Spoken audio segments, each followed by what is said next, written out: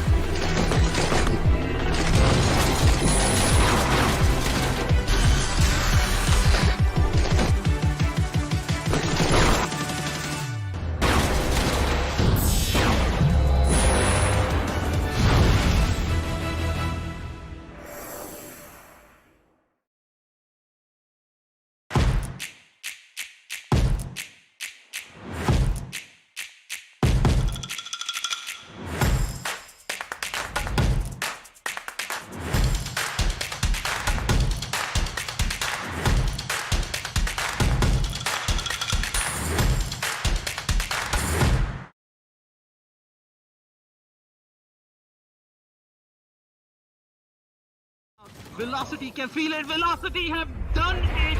They do. They take the grand finals and are your undisputed champions. Shivy, he's got to do something about it. The spike is ticking, but Rafa with the triple kill to end it off. Your champions are Team Tamilas.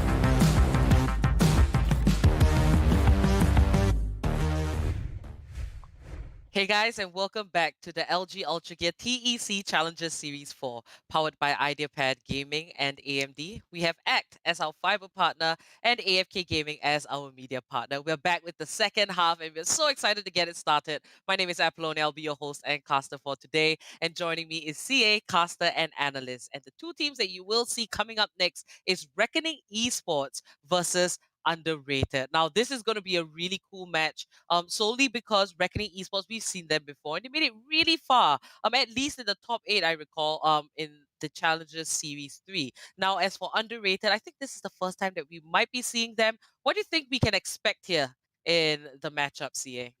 I think the name is apt for underrated because that's exactly what they are coming into this matchup. Reckoning, we know them, right? We know them. They're the exact same squad carrying over from last time. They have players like BRZ, like Razor, the Jigglypuff that, like, with his jiggle plays really impressed us. And it for us, it's all about seeing a team like Reckoning. We saw Godlike earlier, formerly FAR, do really well, make a really clean 13-0 on their way to the round of 128. It goes the same for Reckoning. The brand new roster from Series 3 did extremely well in their first try. Now in their second, it's time for them to really pick up the slack, refine those plays a little bit more, and no better place to start than the round of 256. Indeed, and the map that they will be playing on is Bind. And if anything, usually in the earlier stages of the competition, we've seen a lot of Bind picks. A little bit of a trend there. We're still trying to decipher why we do see teams do really well, or they either just kind of crash and burn because it's a really tricky map. There's no mid area. There's just two sites and there are two entry points, and you've got to work around rotation. So it's the ultimate test of teamwork, and it seems like we can get into game. This will be Reckoning Esports. They will be starting on the side of defense and Underrated on the side of attack. Now, what I'm really curious about going into this matchup is looking at the compositions. If you take a quick look at the scorecard, like I think Reckoning, yeah, Razor, he's playing the Sova. Rio is playing the Reyna. Ion naturally on his usual Jet, and BRZ and Teflon Mike on their usual agents. The switch up has been between Rio and Razor. We've seen Razor on the Duelist, but this time it's Rio. Now, Reckoning off the bat, looking really strong. 1-for-1 so far. BRZ with that Sheriff going for a full investment in the first round. They took the TP, but Underrated, they're playing it really slow, really calm. Now, Underrated, the stage is set for them. They've got to show us what they can pack in. Reckoning Esports, they are a tough team. 1-for-1 trade coming out, down to a 3v3. Underrated, they are struggling as Teflon Mike takes out Kermit the Frog. And Teflon Mike ends it off with a triple. That is insane. Reckoning doing really well there. Like they were on defense, but you wouldn't have realized it unless you knew it explicitly, because they just continuously pushing into Underrated. Underrated, the team on attack, they had to take a step back. They had to give up a bit of ground and then look to take the fight in that area. You can see all of Reckoning just out of the floodgates. All guns blazing, all of them going for the kills. It's Teflon Mike who picks up that triple. And to talk about a point you mentioned earlier, which is the idea that Bind, it's such a tricky map, even though it's a very simple map with the fact that there's only two sites, there's all these entry points, there's these TPs which can make insane plays. Now BRZ goes in aggressively, finds one, Rio with another, Thor's found one, but Reckoning, they're just like, no, we're not defenders, we're attacking, we're gonna just kill you right out of the gate. Reckoning Esports, they aren't giving Underrated a chance at all. But it was an equal round for the attackers. But we do see a lot of aggression coming out from the side of defense, as you mentioned. And I think we can expect more, with a name like Reckoning Esports. You're going to expect them to wreck. Point blank period. And so far, we see all these multi-kills. There was a good 1-for-1 trade there early in the last round, but Reckoning Esports, they mowed Underrated down. But going into this next round, we will see a full buy from both sides, and Underrated, they have definitely some work to do. So on the side of Underrated, as you mentioned, full buy. Actually, it's not going to end up being a full buy. Three of the members go for the Ares and the Spectres. Very uncommon picks coming in. They choose to save a little bit of money. Really curious about how this ends up going, because what this does is give Reckoning a chance to play on equal platforms. Now, BRZ pushing in aggressively will get one. Ion takes down the spike carrier, makes it 5-for-2. For the side of underrated, they don't have any initiator. They don't have the Sova. Instead, going for the Sage in that double sentinel lineup with the Cypher, and that's really hurting them. Reckoning, they're not giving underrated any room to breathe whatsoever. Offense is the best form of defense, and Reckoning showing why. I think in this case, Reckoning Esports, they are relying on their pure firepower, their ability to outgun their opponents, and it seems to be working well. It totally explains why they are so aggressive, stopping underrated in their tracks and just catching them off guard. Underrated, you know, they can try to look for a pattern. They can see that Reckoning Esports, you know, they're going really aggressive. They could look to, you know, kind of use their abilities to kind of stop Reckoning in their tracks. You know, they do have that Omen Paranoia. They've got the Curveball. They even have the Sage Slow. And Rio Teflon Mike, they both pick up a kill really quick into the round. That's going to be BRZ. And what was that? It was a round that lasted about 10 seconds, I mean, just to put it very frankly. But Reckoning Esports, they are mowing underrated over. And, you know, I do hope to see underrated try to pull this back just a little bit. Yeah, for the side of underrated, it's really it's just really simple right now. Reckoning, they have that momentum and they want to go for these aggressive plays. Underrated, they have to find a way to punish these aggressive plays. Reckoning, they're a team, as you mentioned, they got extremely far in Series 3 in their first try. They went down to Global Esports in the lower bracket. So definitely not a team, like they went down to a very, very good team in that stage. Now they're looking to make their comeback and they look extremely strong while doing it. Again, so aggressive, just swarming all over underrated. Rio will once again find that first kill. So far, that Rio Razor switch up working very well. Reckoning Esports making a statement, and as like you mentioned, they definitely want to get much further into the competition as compared to before, but that's going to be Omega picking up a kill to BRZ with that AV there. Rio coming in, and in bad time, Omega pops the ultimate, and Ayan is going to find that kill, triple, to end it off for Rio. You know, skill mismatch, it does happen in the round of 256, and underrated here. They have met up with some juggernauts as well. You know, out of 200 plus teams that joins every series in the Challenger series here, Reckoning Esports, they've managed to make at least top 60. So that kind of speaks volumes on their caliber to be top 60 out of, you know, a massive amount of teams that have signed up. It really shows a lot about their skill, and that is why Reckoning Esports are just going so aggressive. They're relying on their skills, and it's working out for them. Underrated, gotta look for the pattern, but Rio there just catches Omega off guard, didn't quite react. And Rio, he's still gonna push, throw out that near. BRZ pushes as well, and it seems like that is just a mowing. Another round goes over to Reckoning Esports. No one left to send a message. Alright. This is looking a bit difficult for this side. Underrated because, like, Reckoning, they're just literally not giving any space to underrated to do anything, let alone breathe. Like, they have that tiny hallway down in the attacker's side where Reckoning is like, no, you can't progress further to this. We're going to come to you, we're going to kill you, and we're going to take another flawless round. What underrated really need to do, though, is they need to stop going to that hallway. They need to try to go for a B-long push or a shovels push, knowing that Reckoning, they're leaving the site completely undefended. If they can find that loop-de-loop, they could find a win in this fight. But once again, through shovel is Teflon Mike with the triple. Teflon Mike with the quadra, looking for his ace. Will be stolen by BRZ. And I know Teflon Mike is bound to be angry about that. It was a 5v1 situation. You can easily save the ace for your teammate. Yo, just to put a little bit of attention onto, like, you know, specific players here. Teflon Mike, I will say that, you know, he definitely is one of the top omens that we have seen in the competition.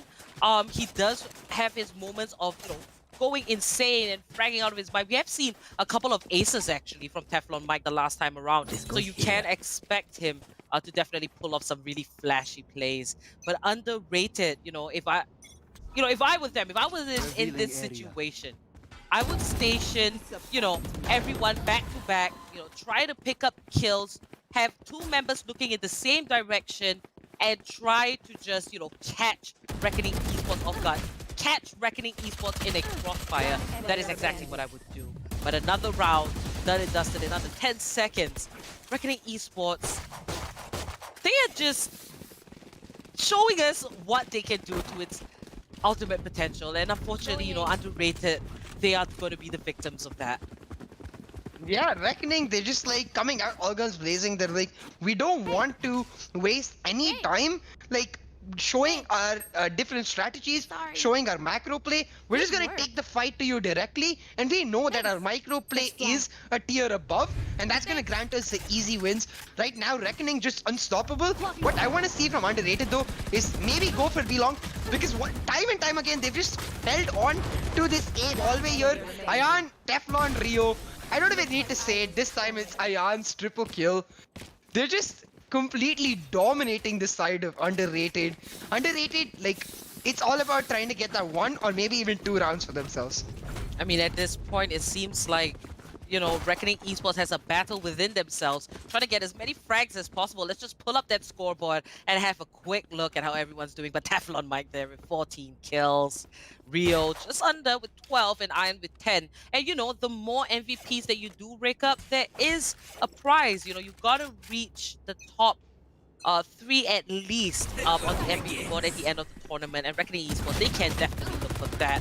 Now that's going to be a 1-for-1, not quite as Omega picks up a double, and that is a little bit of light there for Underrated. Omega, he's not going to give up on that Phoenix, and this is going to be BRZ sneaking up B short, and he's going to make his way in, picks up the kill onto Valmore, coming up from Falls, and BRZ with a triple. Teflon Mike to end it off. Double digits for Reckoning Esports. I mean, it's exactly as you said it, Apo. Right now for Reckoning, it's the matter of who can get to the opponent team first and get the kills first, because it's a battle for that MVP spot.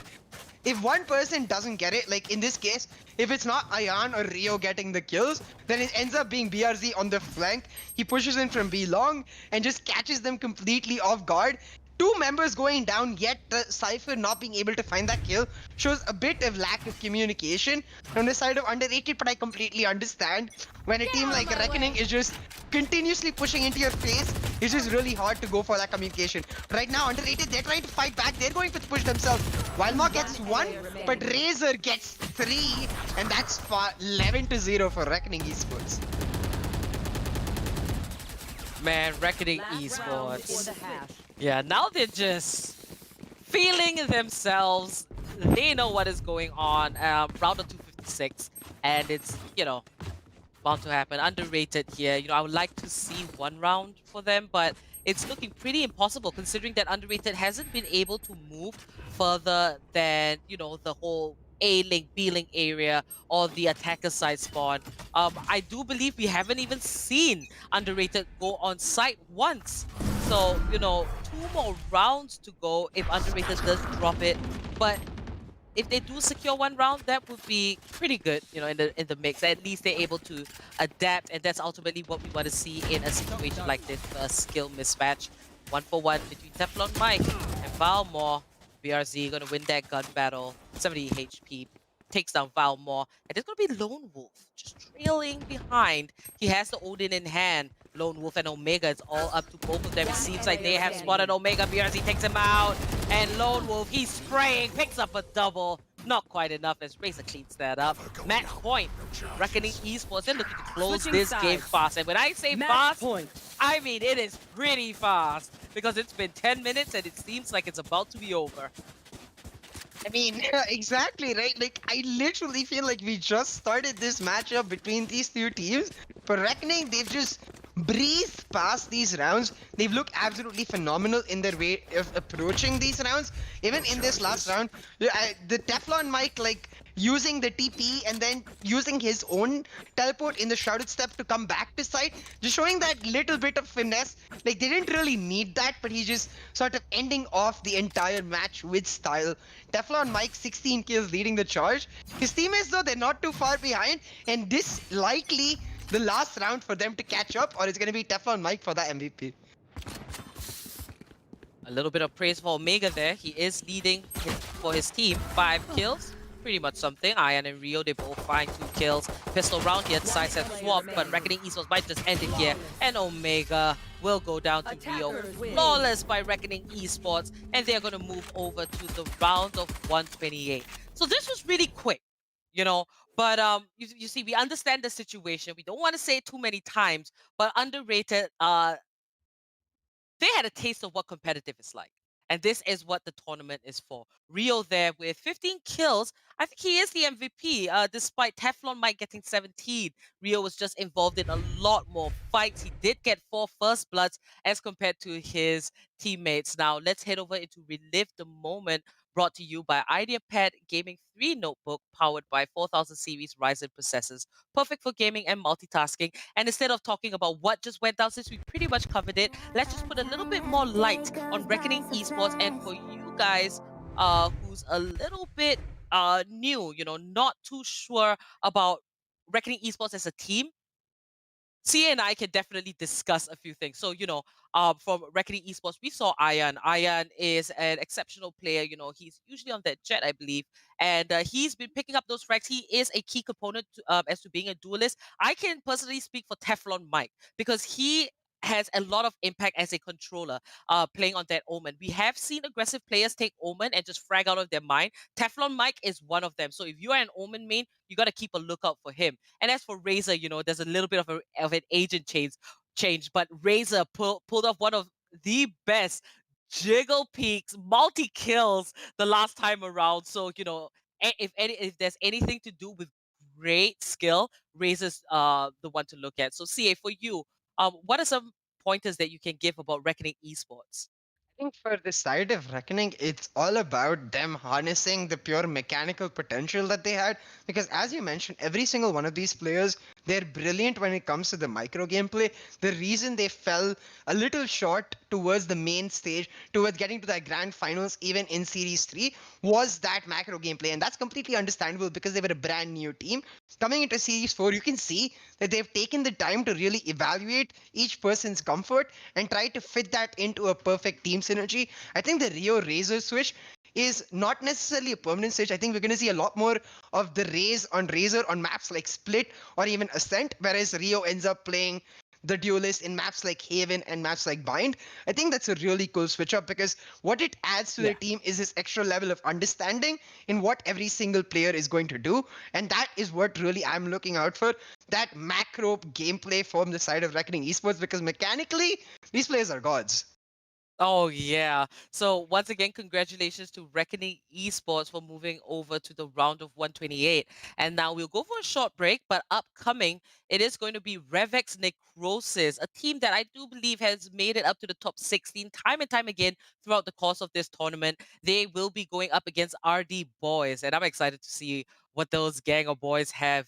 Do they have it? Do they have what it takes to take down RevX Necrosis? We're going to see in a few minutes. Remember to like and subscribe.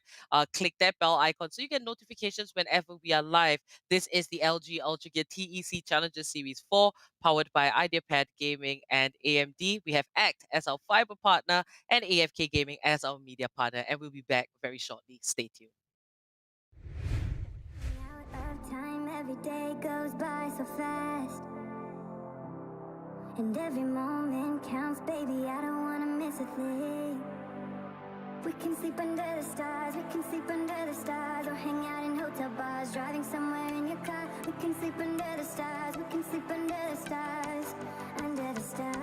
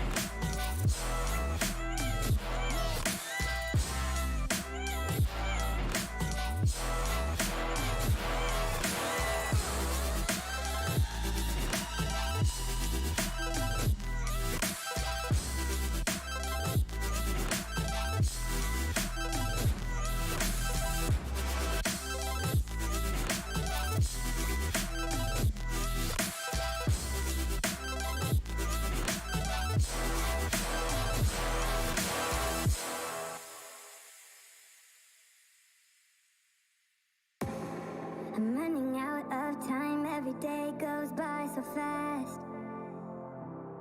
And every moment counts, baby, I don't wanna miss a thing.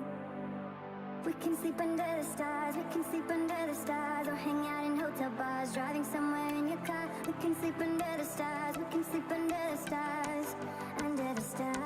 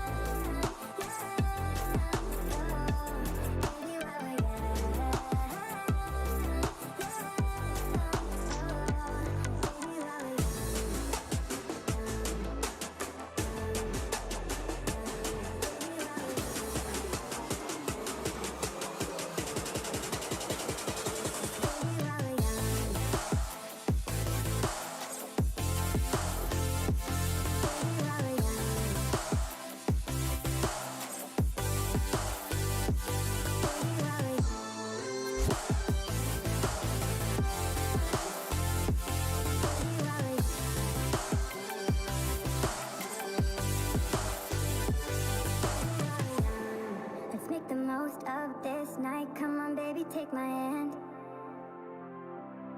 And we don't need to do the things we don't want to do.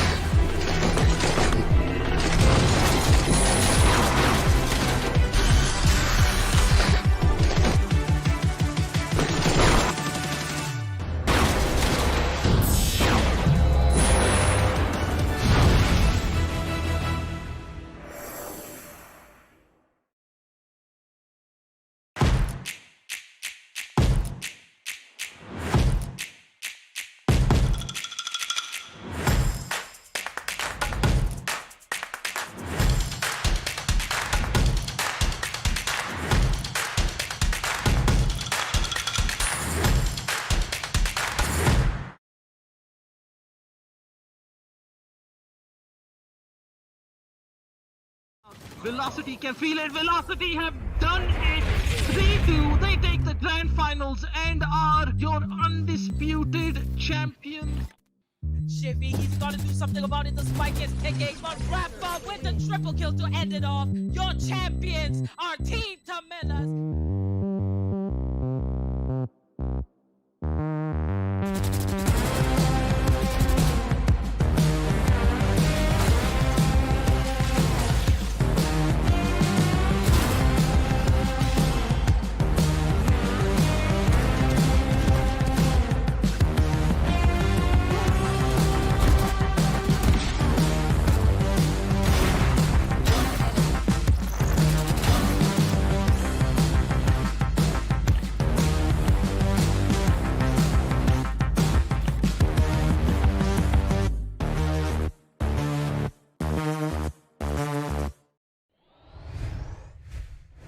Hey guys, and welcome back to the LG Ultragear TEC Challenges Series 4, powered by Ideapad Gaming and AMD. We have ACT as our fiber partner and AFK Gaming as our media partner. We're back with game number 2 in the second half, and this time it is going to be Acronoid Esports versus Fireskull. And I think it's going to be pretty cool. They will be playing on the map Ascent. Do take us through this matchup. We do know a little bit about one of the teams, CA. Yeah, so Acronoid Esports, I remember seeing them in the Series 3. They made it as far as a round of 64, almost getting to that double elimination stage, but just one step too far. They went down to Atmosphere, like a very well-known team, and a team we know to be very good. So I'm looking at Acronoid to take the charge here in this matchup. But then again, Fireskull, they're a relatively unknown team, and that gives them the advantage of coming to the table with just brand new strategies. So far in the games that we've seen a lack of a Sentinel on split. We've seen Reckoning just demolish a team, but we've also seen the Sage sort of rise up in priority as we expect in the earlier rounds. So that's where I'm going to keep my first eye on, see if Fireskull can match the composition level that we expect from top tier teams. Indeed. So this will be the first time we are seeing Ascent on stream since the start of this Challenges Series 4. And, Ascent is very long range. You can definitely utilize the AWP. And we were talking, a little bit about which agents are very key to particular maps. And, on Ascent, for me personally, I love the Jet. I mean, come on. Jet with the updraft, you can get into some really creative and sneaky positions. You can utilize that AWP. The map is perfect for that. There is a mid area. So, the last map we had Bind. We did see, you did mention that who's that Reckoning Esports, they just mowed them down because Bind is a little tricky to play. But Ascent, it's gonna be a little bit different. You would require some rotations, but very early in this competition, if anything, it's going to be interesting to see how these teams are going to tackle this, whether it's on attack or defense. And it seems like the games are ready. So starting out in defense, it will be Acronoid Esports. And on the side of attack, it is going to be Fireskull. Now, it's going to be a little bit tricky for Fireskull here. If anything, Acronoid Esports, they have been in a high-pressure situation before. Round of 64, that is ultimately where competition starts to get tough. And they have been there, getting knocked out pretty early, I would say. They are back and they want to fight their way through and make it definitely much further here in the Challenger Series 4. And Fireskull, it is all up to them to stop the drive that Acronoid has. I mean, you can instantly see the difference in experience for both the teams. The side of Acronoid, they have a proper composition, but no longer in game now. Attacking is Fireskull, and they get the first blood, taking down the Jet on this side of Acronoid. Now Godfather holding it down. He's blinded by the Leer, but the Nimu in Reina does not look at him at all. Rex will find that kill, and now Godfather will find the headshot with the Frenzy. Rex with another, and that was a bit of the ball dropped by the side of Fireskull. They got the advantage, but they just didn't check their left. Now Fireskull down to 2 members, extremely low on the tick of health. I do believe 1 bullet, and they are done for. Now, are they going to look for the rotate? It will be advisable. We do see the raise, however, from Acronoid going over to just check the A site.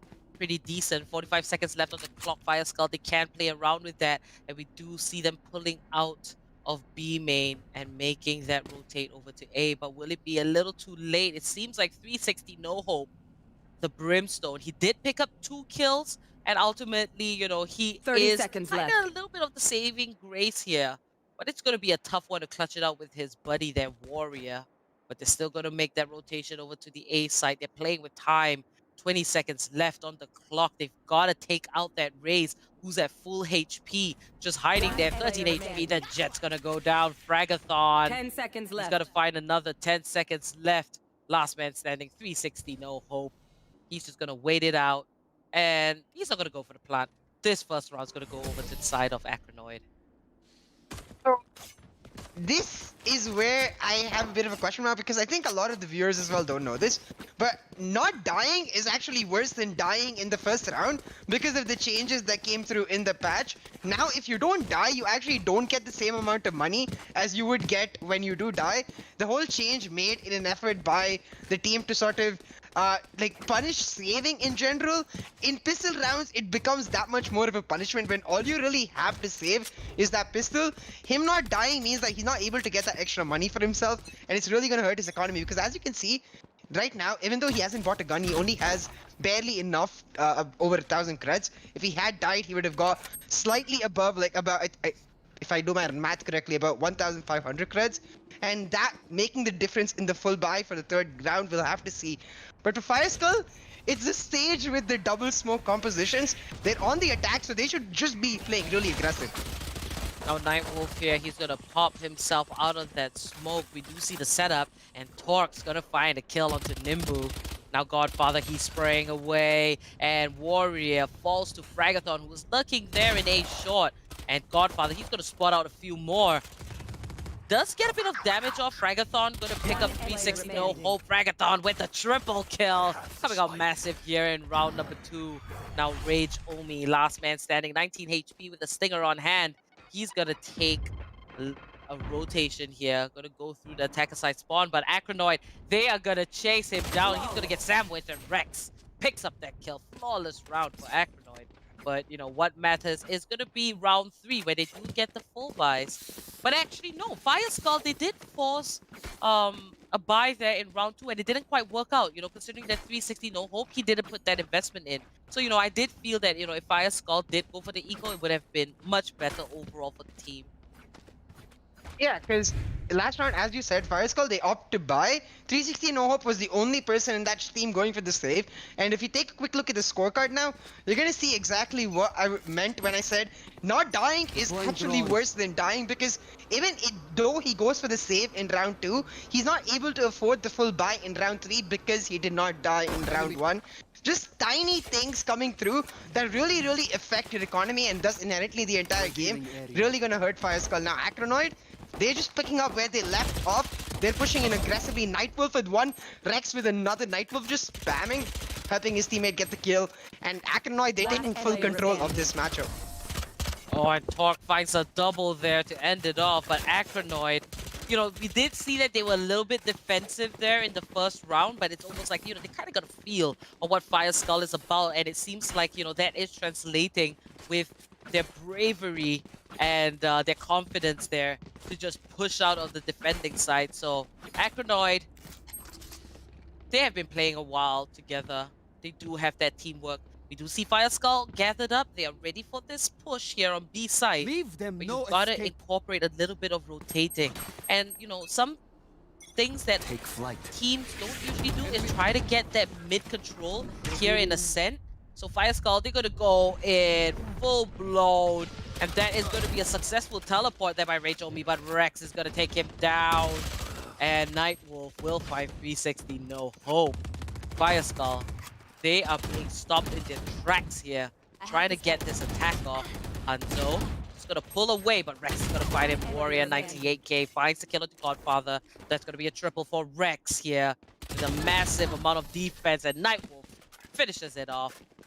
Acronoid looking really strong here on the side of defense, and Ascent, it is known to be a little bit more defense favored, but hey, you could actually change you can change the pace of the games if you are really coordinated with your rotations with your team on the side of attack. Yeah, definitely. I think for the side of Fire Skull especially, given the fact that their composition, it lacks that info agent in the Sova, it lacks that initiator. No Sova, no breach. both of the agents, we were talking about how important they can be on Ascent.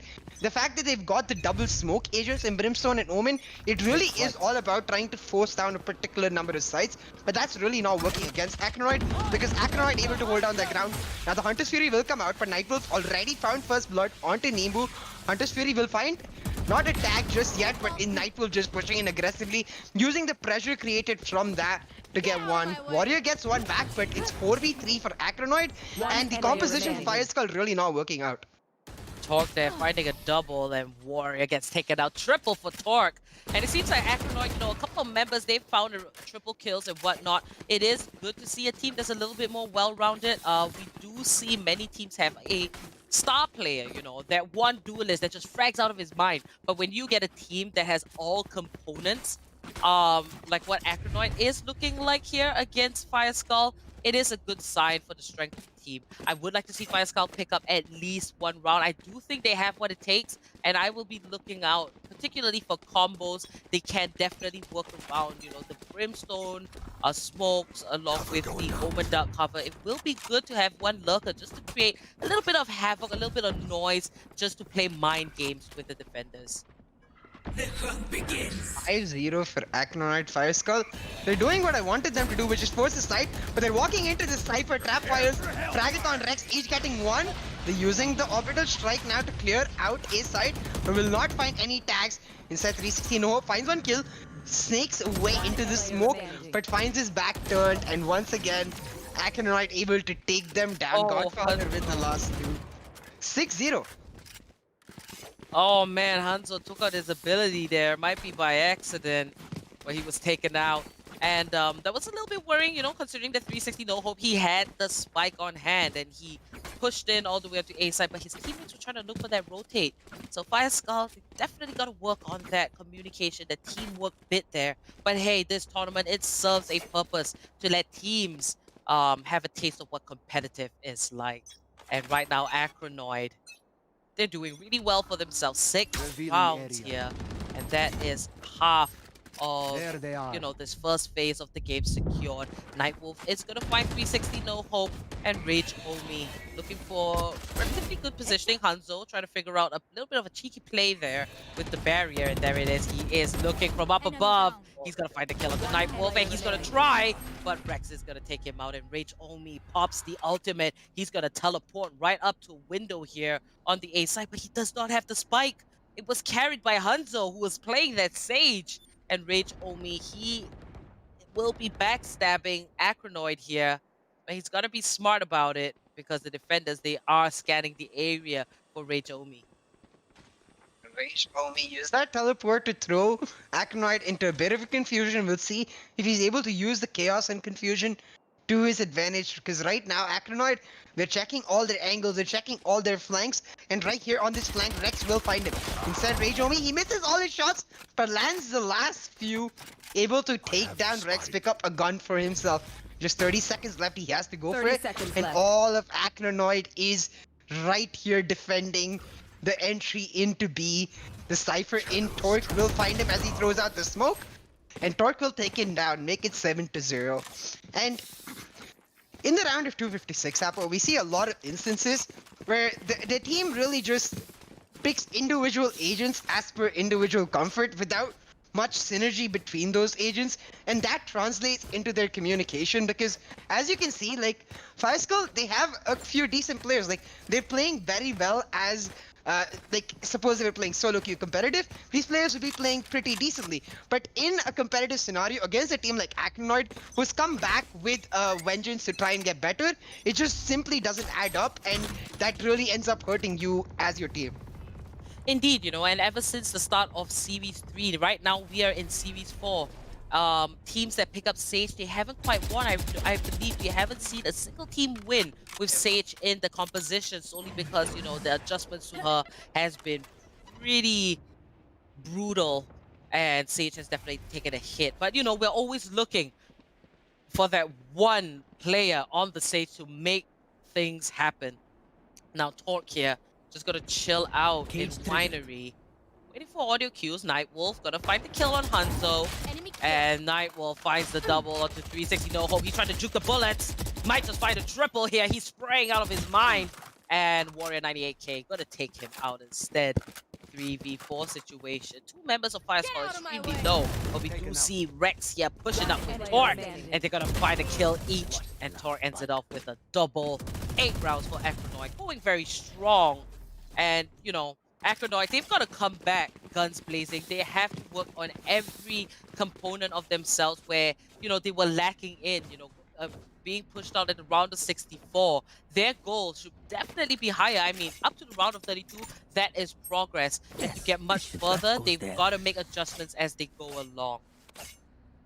Yeah, it's all about, like, for them, for Acronoid Esports, all about, like, in the early stages, just establishing their dominance to show that they're a team to be scared of when they get to that top tier stages.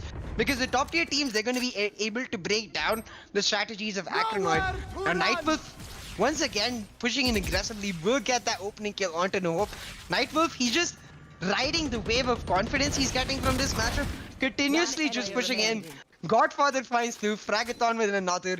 This looks like another big skill mismatch. It's gonna be 9-0 for Acronoid. But Warrior, he's found 2. Maybe I said it a little too soon. Maybe Warrior can catch it, be the Warrior for his team.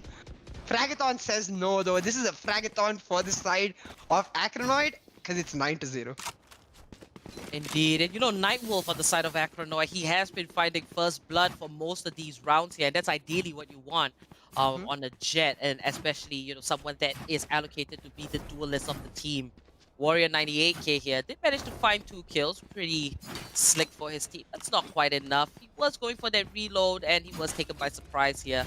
So that allows Acronoid to secure another round for themselves. Fire Skull at this point, I would like to see them secure at least 1 round. I do feel they have what it takes. They just gotta be a little bit more coordinated. And Nightwolf here, he does spot the Cloudburst now. And 360 No Hope finds a kill using the Guardian, a gun that we don't see ever so often. Godfather here just waiting around the corner. He's gonna toss out a dark cover, and he does get a bit of information. He finds the killer to Warrior 98K. Godfather might just push the smoke, drops out the paranoia, shows himself, and he is spraying. The resurrection renders useless, and that is gonna be a 4K. He might just find the ace. Godfather, he is not gonna find it, and Talk and Rex, they both clean it up. But that resurrection definitely allowed Godfather to pick up a 4K there. A little bit of a mishap, you know, ideally you don't want to pop the resurrection right out in the open. And it seems like, you know, the gun duels, Fire Skull seem to be losing it. They forgot to position themselves a little bit better, have a little bit more composure as well. This goes here. Yeah, you will not kill my ally becomes you will kill both me and my ally because we're out here in the open going for the ultimate. Godfather able to pick up that 4K. And the thing is, for the side of Fire Skull, they have 2 smoke agents. They have a duelist who has a smoke. So at a minimum, they have 8 smokes, which are really just not being used enough. Now 360 No Hope, he punishes Nightwolf for his aggressive plays, actually adapts to the game, and that's a really promising sign for the side of Fire Skull, able to get first blood.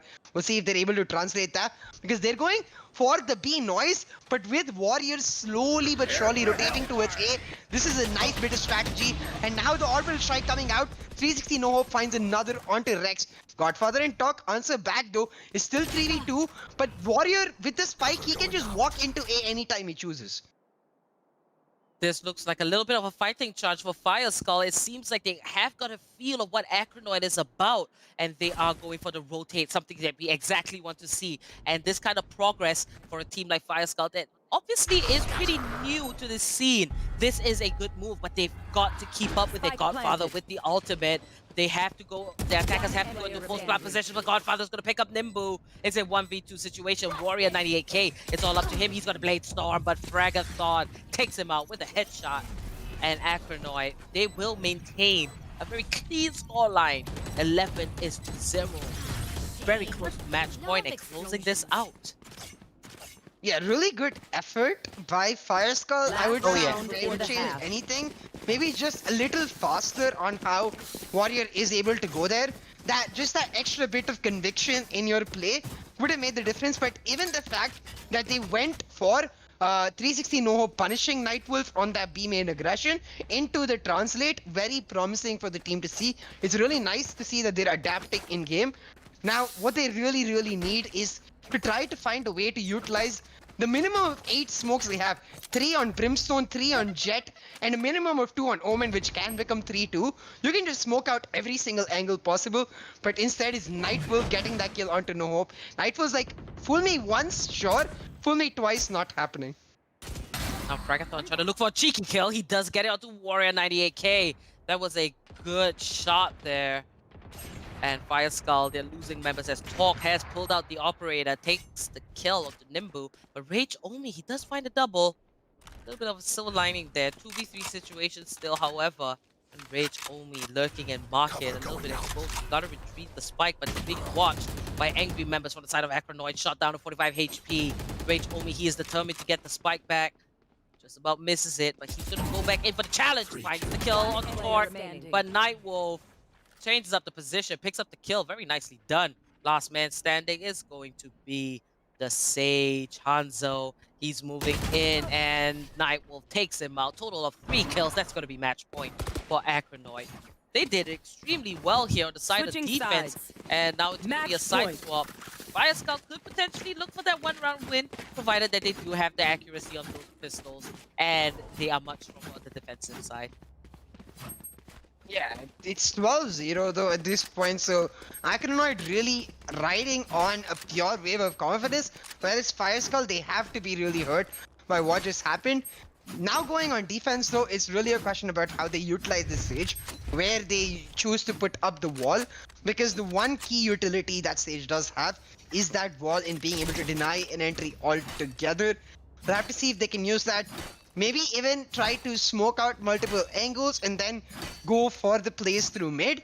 We'll just have to see what they're able to do. Right now though, it's 12-0 Acronoid, and Acronoid pushing for the win with a match point in this pistol round on their attacking side. All 5 members towards B. I think they're looking to take mid control first. Now still a 5v5 situation. Fragathon might just want to pop that paint shell. We do see Warrior 98k dashing. Torque finds the headshot onto Warrior 98k. He's going to pave the way. Cypher on attack is a little bit tricky, but Torque seems to be pretty comfortable, especially finding that opening frag. Fragathon here lurking at market, finds the kill, but Hanzo waits for the right time to get that kill onto Fragathon. Now Rage Omi, he's going to bust out the Paranoia. 360 no hope. Might just want to rain down some smoke screens just to buy a little bit more time for his team. Now Acronoid, 4-man strong. They are in by positions. 360 no hope gets taken down by Nightwolf. And Rage Omi firing away, but it goes down as well. Hanzo last man standing, and Godfather wraps it up on the frenzy. 13-0. That's going to be Acronoid making their way over to the round of 128. Acronoid doing really well in continuing their quest to make it further than they did in Series 3. A very clean 13-0 win with a very standard composition. You saw the Sova inside of the Breach, the Jet, and the Race. Acronoid 13-0 able to take down Fire Skull. Fire Skull, they had moments of brilliance. They were able to sort of pull it back in certain rounds and adapt. But at the end of the day, Acronoid just on top and a bit of a skill mismatch. Yeah. Skill mismatch, most definitely. Nightwolf, however, he did get a lot of the opening kills, and I thought that, hey, you know, he is working himself on the Jet, and it's very much suited to him. So we're going to talk more about the game by moving into Relive the Moment, brought to you by Ideapad Gaming 3 notebook, which is powered by 4000 series Ryzen processors, perfect for gaming and multitasking. So, you know, we know how it goes with Fire Skull. They're pretty new on the scene, and there is a little bit of work to be done. But hey, everyone starts somewhere. You're not going to go into a tournament, you know, expect the best. You are going to experience a little bit of failure here, and I hope that this doesn't deter Fire Skull from trying time and time again. So good job. You know, they were fighting. We could see the fight. They were trying to change up their rotations. They were spreading themselves out, and that is a sign that they are willing to adapt. And honestly, you know, I gotta give props to them. And as for Acronoid, we have seen them once before. We know that they want to make it much further here in the Challenger Series 4. And I like that, you know, the Jet there, he was pretty solid. And we did see instances of, you know, the teammates of Acronoid, everyone just kind of chipping in, picking up these kills where they can. and Rex as well, getting multi-kills. It was insane. Acronoid, they're looking definitely a lot more solid than what we did see the last time around Nightfall. If you could give a few pointers though to Acronoid, kind of keep them up to pace, keep them going in the right direction, what would that be, CA? It's for me, for Acronoid, it's all about like building up on the momentum, because you saw like the one round where it seemed like Fireskull could actually pull that win off. It was when Nightwolf again pushed aggressively down B main, and while that mistake was not as heavily punished by Fireskull, it will become a severe punishment against a top tier team. You never want to repeat the plays you made again and again.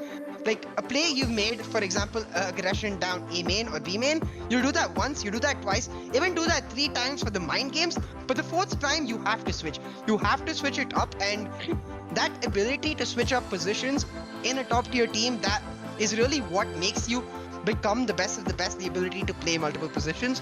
So for Acronoid, they played it very standard and they played it very clean, and I'm assuming given the fact that they had a relatively easy matchup is why they didn't really go for the changes in strategies and such, but they just have to remember that they cannot do the same against better teams. But so far so good, really promising from this team. Indeed. So congratulations once again to Acronoid Esports for making it over to the round of 128. And we hope to see you guys go even further. So that was the second game over in the second half. We are going to go into a little bit of a break, and we are going to prepare the game between Gamma Gamer versus Team TakeOver. Now, Team TakeOver is going to be a little bit interesting, so you guys might want to stick around to see this team in action. This is their debut here in the Challenger Series, and it's going to be very exciting. I would like to let you guys know that there is still a massive sale on LG monitors, so if you want to buff up your setup, you want to spice it up, remember to check it out. Links are in the description. Like, subscribe, click that bell icon so you get notifications whenever we are live. We will stream every single game, well, most games that we can throughout the course of this tournament. So without further ado, we're going to prep for Gamma Gamer versus Team TakeOver. Do stick around. We'll be back very shortly. Out of time, every day goes by so fast, and every moment counts, baby. I don't wanna miss a thing. We can sleep under the stars, we can sleep under the stars, or hang out in hotel bars, driving somewhere in your car. We can sleep under the stars, we can sleep under the stars, under the stars.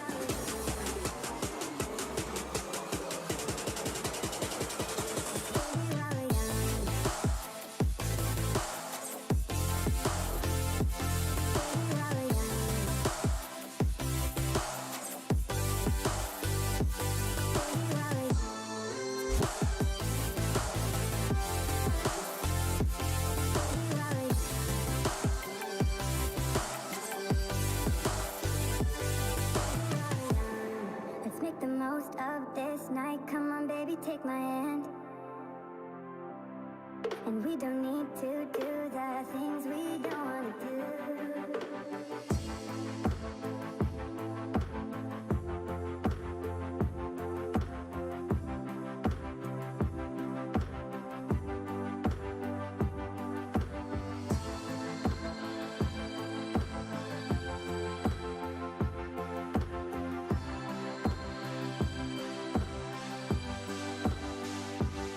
Baby, while we're young,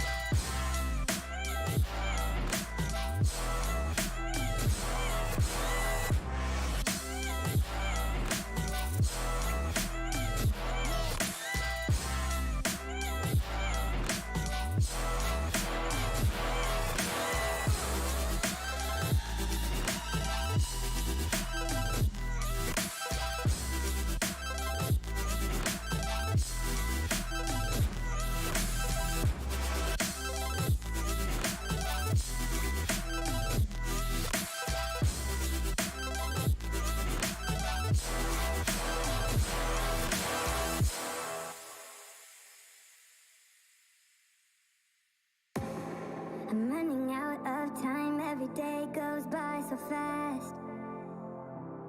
And every moment counts, baby, I don't wanna miss a thing. We can sleep under the stars, we can sleep under the stars, or hang out in hotel bars, driving somewhere in your car. We can sleep under the stars, we can sleep under the stars, under the stars.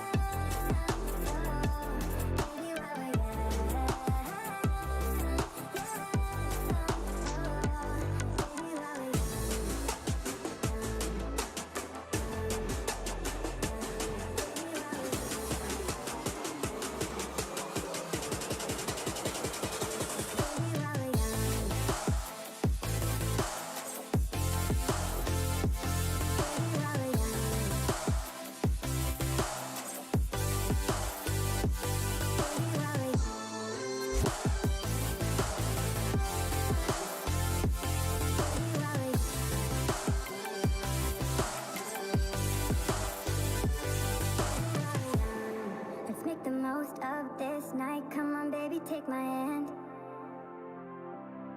and we don't need to do the things we don't want to do.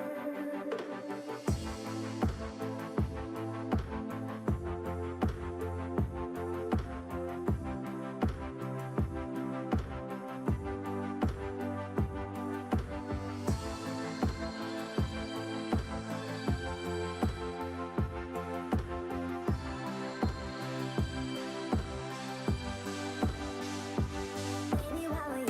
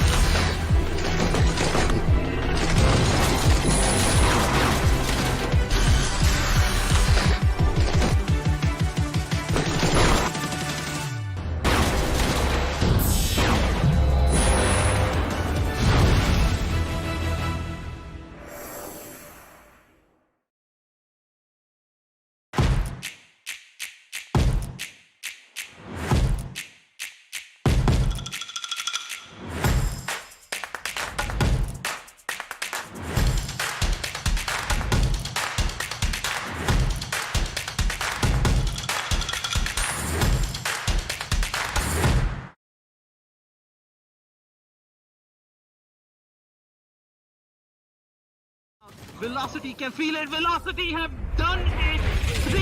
They take the grand finals and are your undisputed champions. Shivy, he's got to do something about it. The spike is ticking, but Rapper with the triple kill to end it off. Your champions are Team Tamelas.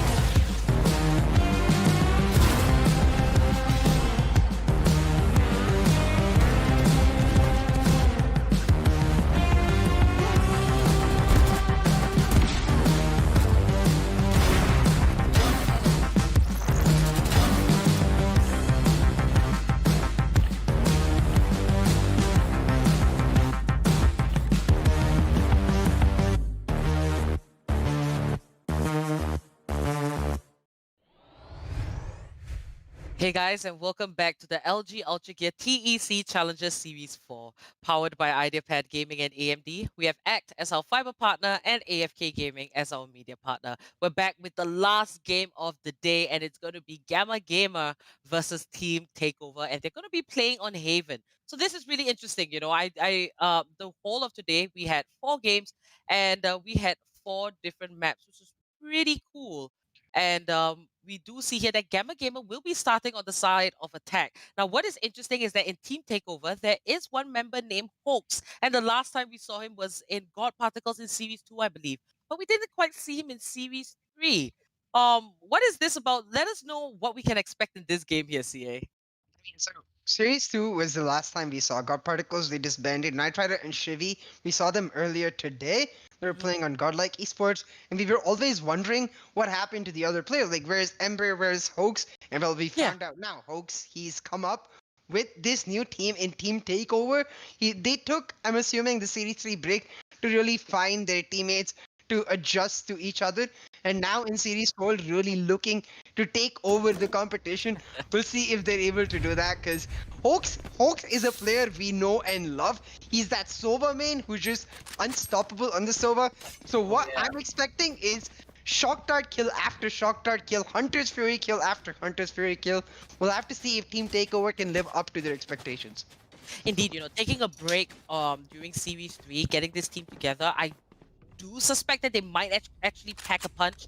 There is also a player there, Hyvan, on the Phoenix, a player that is pretty well known in the FPS gaming scene. So, eyes are going to be on him to perform here on Valorant. He's making his debut, and that's going to be Hoax. He spots out the first attacker, and Hyvan finds the first kill. First blood for the debut. Not too bad, I will say. Distrust here on site with the Frenzy. And he does get hit with the Paranoia. Hyvan finds the second kill. And Hoax with the Shock Dart. What an entrance from Team TakeOver. Hoax finds another. And that round, it ends off with Hyvan with a triple kill. Man, the two players we talk about, and this round, they picked up every single kill with great defense here on the C side. Gamma Gamer, they have a massive task ahead of them, but like we said, the stage is set for Gamma Gamer to show us what they are about. Yeah, definitely, because you can see exactly why we were talking about Hyvan and Hoax. Hoax already in round 1 picks up a Shock Dart kill. This is the Sova we love. It's really nice to see him back on that competitive stage. Hyvan, like, a player very well known in the competitive community, already making his mark in Valorant now. They're going for the garage push in Gamma Gamer. Hyvan throws out the hot hands, steps back, gets one kill with the hot hands, and Hoax and Kuzuri with one another. Hoax with that will make it 4v1. This was the eco round for Gamma, and it should be an easy round for Team TakeOver. Now Gas 2 Tank, last man standing, and iKill's gonna find him there. But we're getting a glimpse of the other members here from Team TakeOver, but Gamma Gamer, they are struggling to get a little bit of a footing, but it's the first 2 rounds.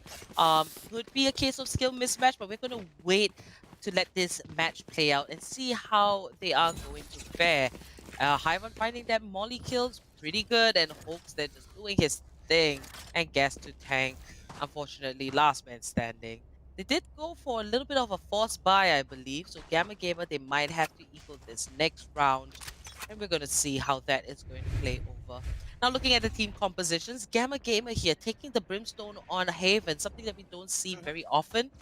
Not sure if it is optimal, considering the Haven is filled with open spaces, but this is going to be Asite there. Just spamming away, taking out a chunk of health from the opposing Sova, and he finds a kill onto Moriarty, and Hopes takes down Distrust. Now Nightmare falls as well to Missouri. Gas Tank gets taken out, and Hyper Delta going to pick up a kill onto iKill. And he's just going to reposition himself, but he's going to be swarmed by a gang of angry members from Team TakeOver, and that is going to be the third round secure for the defenders. Very well done by Team TakeOver to get that round through, because as you mentioned, Gamma Gamer, they went for the force buy in round 2, and they again went for the semi buys in round 3, and this is really going to start affecting their economy. The loot streak bonus should come in next round, and most of them should be able to get the full buys, but the fact that all of them not really going for the same strategies, you saw a couple players sort of try to push in, you saw a couple players hold back, shows that just tiny lack of communication for Gamma Gamer. For the side of Team TakeOver though, it's the complete opposite. You can see the amount of communication going through with that team, with members after members covering each other's angles.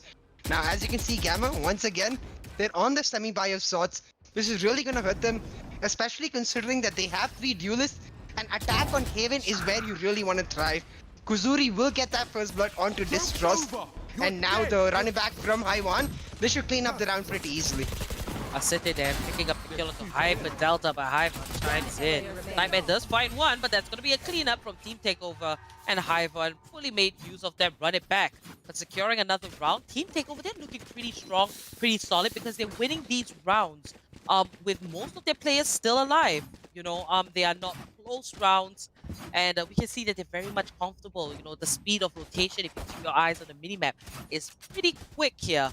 And Hyvan on this Phoenix, I think that's going to be one to watch out for. We do see Gas Tech trying to dash away to safety, but no avail. Is he going to keep himself alive? But this is going to be it. Team TakeOver, they are comfortable. Economy is flourishing. We do see a couple of ops there for Gamma Gamer. And that's gonna be Distrust finding the first kill onto Hoax with a headshot. Hyvan here attempting to push the smoke set down by the Brimstone. You see the attackers hovering on C long. They are looking for an opportunity. Ascente takes down Moriarty and Hyvan waiting for the kill. Just gonna raise the wall and Kazuri with the backstab. Gonna catch one off guard. And Ascente chimes in. That's gonna be a double for Kazuri. He pops out the paranoia. That's gonna be a triple kill to round that up. 5 rounds for the defenders, looking sharp. Looking extremely good, exactly what we expected from them. And Gamma Gamer, they picked up 2 ops in that round, as you mentioned. They got the first kill for Distrust with that op, but after that it just went downhill from there. Distrust used having to use the run it back to try to help his team onto site, not really working out, and then Kuzuri with that backstab able to get a triple for himself. Team TakeOver, they're really starting to just run through this matchup. 5-0 is the scoreline now, and it's gonna be a City, I believe. We'll take a quick look at the scorecard, and we'll see if there'll be any ops coming over from the side of Team TakeOver if they manage to pick up one for themselves. Gamma Gamer, we seem to be in a bit of a interesting situation, because Gamma Gamer, they're all just waiting, and this is a really interesting strat, Apple. They're waiting for Team TakeOver to come to them. Indeed, we do see the Brimstone smokes. They have laid it down, and they're gonna wait for Team TakeOver to come towards them, and maybe they could pick up, you know, a few kills, but that flash is gonna connect. Everyone's blinded, and Hyvan finds the double kill before he goes down. I-Kill chiming in, finds Moriarty. Hyper Delta to take him out. Ascente does get an op shot onto Hyper Delta, but last man standing is gonna be Distrust. Gonna pop that curveball, spots one, he's spamming that judge, but he's taken out by Kazuri. We see the idea. But man, Hyvan popping that curveball, blinding, you know, essentially almost everybody. Picking up 2 kills before he went down, that was very much worth, I would say. There it is. And, you know, the idea was there, but unfortunately, they couldn't quite execute it. They couldn't execute it flawlessly. But Gamma Gamer, you know, you can see that they are taking these notes and they are trying to do something different. And I honestly live for it, because Gamma Gamer, keep doing what you're doing. I do find it relatively entertaining and I admire it. Yeah, props to them for actually trying to do something different, trying to just sort of surprise Team TakeOver and flip the script as to the strategy by them. Yeah. But now they're doing it again, and this is a little bit of a question mark, because for the side of Team TakeOver, all it takes really is one Phoenix Flash to just get into that tiny spawn corner and kill everybody. And Hyvan looking to do just that now. We'll prep up the flash, we'll throw it in, we'll find one, we'll find two, we'll not find the third. Inside Nightmare with the judge will take him down. Now Distrust with his own flash looks to push in. It's 4v2 for Team TakeOver. There's just nowhere for Gamma Gamer to go. Indeed, you know, I do feel that maybe a little bit of a strategy, you know, if I could just chime in. If they do put down the Brimstone smokes, I think they could look to play in it. They could also position themselves where they will see Hyvan first instead of Hyvan looking at them. But, you know, it's easier said than done. Gamma Gamer, they're trying this out. But I do admire it. They do need a solid equal round to just kind of rake up that economy. But, you know, the lose streak might just actually help them out. But we do see Gamma Gamer, they are huddled up very close to C long. Looks like a new plan is being put into action here, CA. Econ 4 reveals all of it. The Hunter's Fury will come out for their Gamma Gamer's side though. With the help of the Orbital Strike, they'll look to get a kill or two, but instead just get a tag or so. Now the Neural Theft will come out instead for the side of Team TakeOver. And once again, all of Gamma Gamer revealed. They're again stuck in a corner. Not the spawn corner, but it is the C corner. And they will be swarmed from all the sides. Hoax and Kazuri get that flank, get the kills. And I-Kill be like, I kill you, I finish off. Makes it 8-0. At this point, like, I just want to say kudos, so much kudos to Gamma Gamer for actually trying different things. Because Team TakeOver, they do look like there is tier above. I mean, you know, it's around the 256. It's relatively free and easy, but hey, this is the first step to, you know, kind of qualify. And Gamma Gamer, they are up against a team that is filled with just so much experience in competitive play. And, you know, they might have gotten that one figured out. So instead, they're gonna have fun. They're gonna do different things, and I enjoy it. They may not be winning as of now. They don't have that dominance. They don't have that lead. But hey, I like it. That's gonna be a little bit of a whiff there from a City. I-Kill finds one onto Nightmare. Hopes here with the rotation. City missing another shot. Can't be whiffing those, especially on the Jet. Very key component to his team. HyperDelta's going to take down Hyvan. And Team TakeOver looking a little bit close. Bit of a chance. 3v4, however. Gamma Gamer still with the advantage. City takes out Moriarty. And that is a dash in from Gas to Tech. But Kazuri is there to watch City's back. This just pops the run it back. He's going to put himself onto site. He gets taken down with an up shot. And HyperDelta sprays with all he's got. City takes down this trust. Last man standing is HyperDelta. And Hopes gonna get a headshot. 9th round secured for Team TakeOver. I mean, bringing the conversation back to like Hopes, I think the fact that this player, he's been on a team that's constantly made it to the top, like 15, top 10 brackets. For him being in this stage with a new team, it's all about like finding really good wins and building up the foundation for this new team in Team TakeOver. Like God Particles, we knew them as a team that was very well synergized with each other, and I think that's what I'm looking for Team TakeOver. See if they can, with the help of Hoax, be at that similar level, get to that similar stage, and they certainly look capable. Very clean 9-0 scoreline so far, and in this round the Spike already down as Hoax finds the kill onto Distrust. 4v2 situation, Team TakeOver just taking over this map completely. Indeed, and that is going to be Moriarty left standing with his trusty Reyna. What are they going to do? Hoax takes Moriarty out, and it's all down to the Reyna. HyperDelta here, 1 HP. He could get a kill, he could heal, but Zuri is going to take him out. That's going to be double digits for Team TakeOver. And, you know, Gamma Gamer here, just... They're struggling. We see it, but they are getting, you know, a little bit further, and it is commendable. But, you know, Team TakeOver here, they're looking pretty strong. And the fact that Hoax, you know, are 2 of his teammates, Shivy and Knight Rider in the past in God Particles, Knight Rider and Shivy, they have found a new place now with Godlike Esports, which we saw earlier in the first half. Very dominant performance. I think it's going to be pretty cool if we do get to see, you know, ex-teammates kind of go up against each other. And meanwhile, we were wondering, where did Hoax go? And you briefly mentioned it at the start of this match. But there it is. He has found a team that seems to be working so well with him. 1-for-1 trade. Hyvan's gonna chime in, takes down this Rust. And Moriarty here looking for an opportunity. Kazuri and Hyvan, they find a kill for themselves. Last man standing is gonna be Moriarty. 4 versus 1. Moriarty, as his namesake, is the last man standing. But he's gonna find Sherlock and John Watson and 2 more buddies to fight up against. Moriarty going for the place, but instead it's Acetate just dashing in, getting that kill. Moriarty not able to live up to his namesake and in his evil schemes. And now at 11-0, the last round in this first half. Team TakeOver, they look unbeatable.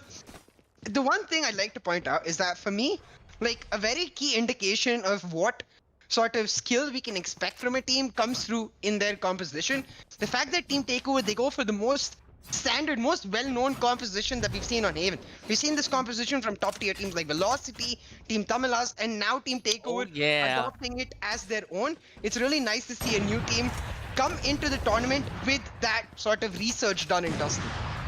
Yeah, it's really essential in building, you know, the right composition to really fully utilize all the advantages that it can bring. Now, City here, he's got the arm and he's gonna fire away. Doesn't get the shot off.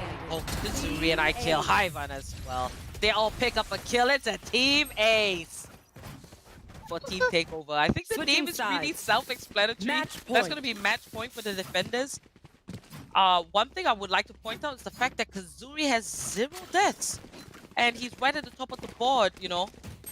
We thought either, you know, Hyvan or Hoax is going to be right up there, but Kazuri definitely making a name for himself, especially the fact that he is going to be on that Omen, and if it's anything, I usually keep my eye on the controllers because it is a tough role. You have, you know, a few things that you got to do. You got to smoke out the area. You basically got to control. That's the basis of it. And, you know, to be able to do that, Kazuri here, just picking up all those kills, probably wants to get that MVP spot. But this could be the last round for Gamma Gamer. Side swap. Team TakeOver on the side of defense this time. And Gamma Gamer, they are going to attack. Actually, no, that is a little bit of a bug. I'm sorry, but it's Team TakeOver. They are the attackers this time, and Gamma Gamer on the side of defense. It's all about accuracy. Asite that finds first blood. Headshot onto Nightmare. Distrust earns a kill of Ivan. The frenzy.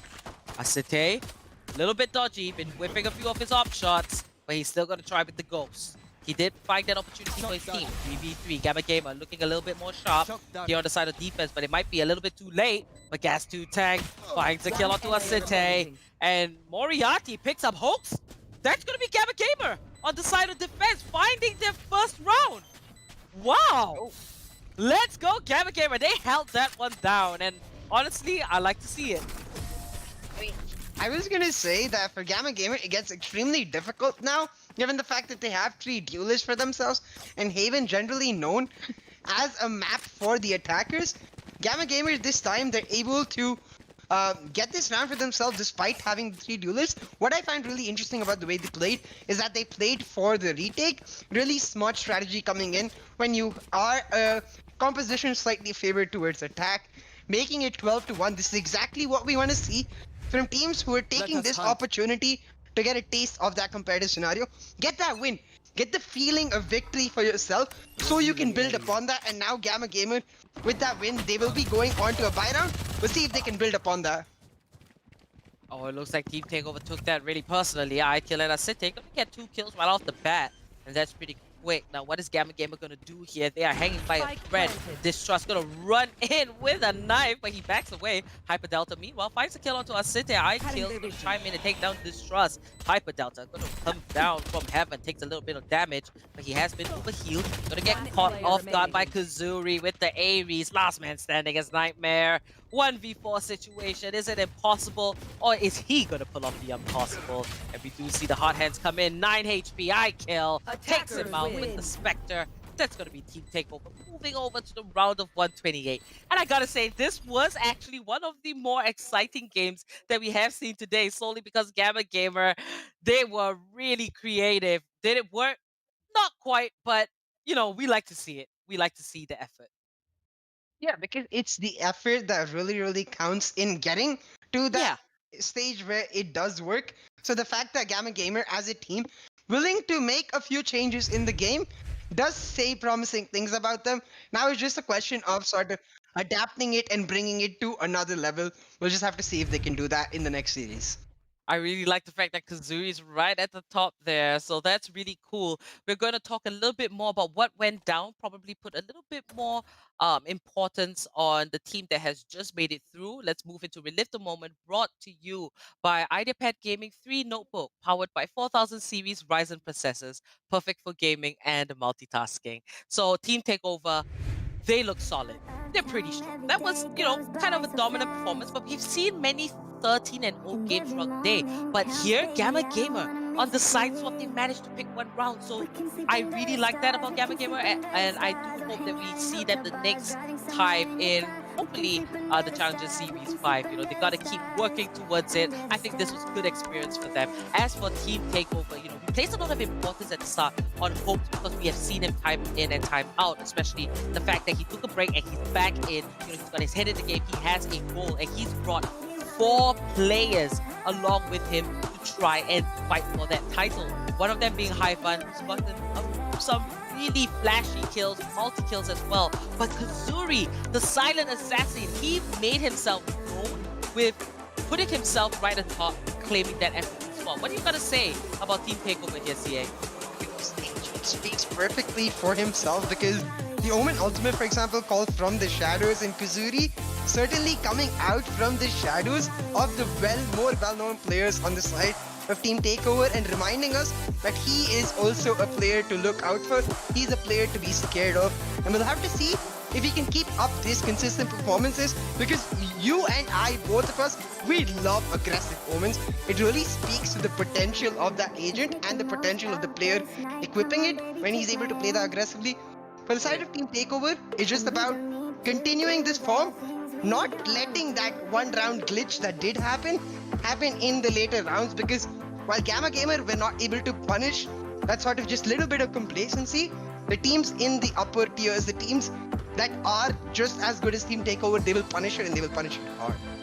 Indeed, and congratulations once again to Team TakeOver for making it over to the round of 128. I think you guys should definitely keep a lookout for them. But this actually brings us to the end of today in the second half, and we saw Reckoning Esports, Acronoid Esports, and Team TakeOver make it over to the round of 128. So that's going to be pretty cool. Tomorrow we will be streaming more matches in the round of 256. So do like and subscribe. Click that bell icon so you get notifications when we are live. There will be 3 games streamed tomorrow. And I think that actually brings us to the end. I do have a few messages. Remember, there is a massive sale on LG monitors. You can check the link out to just buff your setup. Links are in the description, as well as our social media. Do check it out. We will have updates every day on the fixtures and whatnot. So it's going to be pretty cool to have a look around. And my name is Apollonia. I was your host and caster today. Joining me was CA. Thank you for being here. He was the caster and analyst. This is the LG Ultragear TEC Challengers Series 4, powered by Ideapad Gaming and AMD, with ACT as our fiber partner and AFK Gaming as our media partner. And we hope to see you guys tomorrow. So good night. Happy gaming. We'll see you guys next time. Out of time, every day goes by so fast. And every moment counts, baby, I don't wanna miss a thing. We can sleep under the stars, we can sleep under the stars, or hang out in hotel bars, driving somewhere in your car. We can sleep under the stars, we can sleep under the stars, under the stars.